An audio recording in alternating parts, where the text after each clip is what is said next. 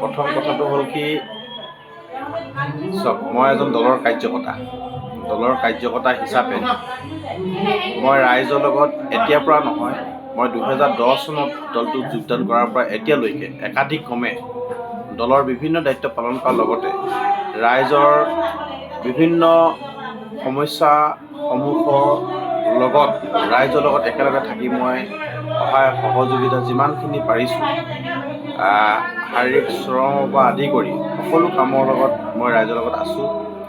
বাকী দলৰ শীৰ্ষ নেতৃত্বই গোটেই কথাটো বিচাৰ আৰু বিবেচনা কৰিব। তাত মোৰ ক'বলগীয়া একো নাই। দলে যি ধৰণে দিহা পৰামৰ্শ দিব, মই সেই ধৰণে সদায় ভৱিষ্যত দিনলৈ মই কাম কৰি যাম। সেইটো আচলতে ৰাইজে গোটেই কথাটো বিবেচনা কৰিব।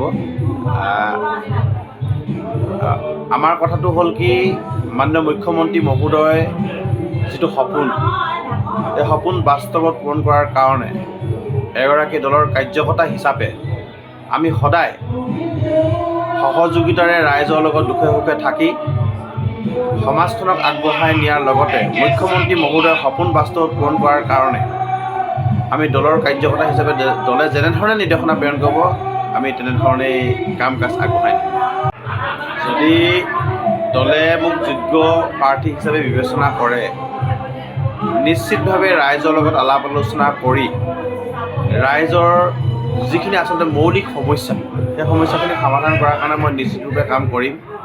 তাৰ উপৰিও মূল সমস্যা হিচাপে যদি আপোনালোকে মোক কয়, তেতিয়াহ'লে যিহেতু বৰ্তমান সময়ত কেৰিয়াৰ ক্ষেত্ৰখনত আমাৰ যুৱক যুৱতীসকলে বহু এনেকুৱা ধৰণৰ দক্ষ আৰু আজি বহু গাঁও অঞ্চলত এনেকুৱা ধৰণৰ প্ৰতিভাশীল যুৱক যুৱতী আছে। সেই যুৱক যুৱতীসকলক আগলৈ আগবঢ়াই লৈ যোৱাৰ কাৰণে ৰাষ্ট্ৰীয় পৰ্যায়ত নিজৰ পৰিচয় দাঙি ধৰাৰ কাৰণে মই এখন মঞ্চ দিবৰ কাৰণে সদায় চেষ্টা কৰিম।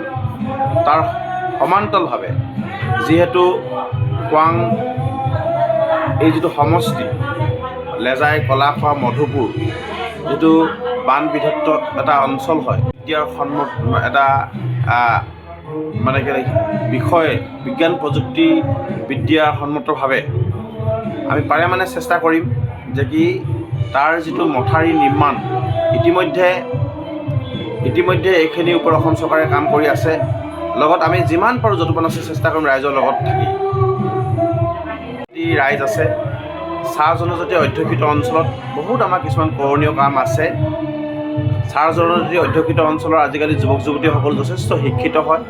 তেওঁলোকক এখন খেলাৰ লগতে শৈক্ষিক ক্ষেত্ৰত আগবাঢ়ি যাব পৰা এখন মঞ্চ দিয়া, তেওঁলোকৰ প্ৰতিভাসমূহ বিকাশ কৰাৰ কাৰণে যিমান পাৰিম আমি যতপন আছে চেষ্টাৰে আমি কাম কৰি যাম।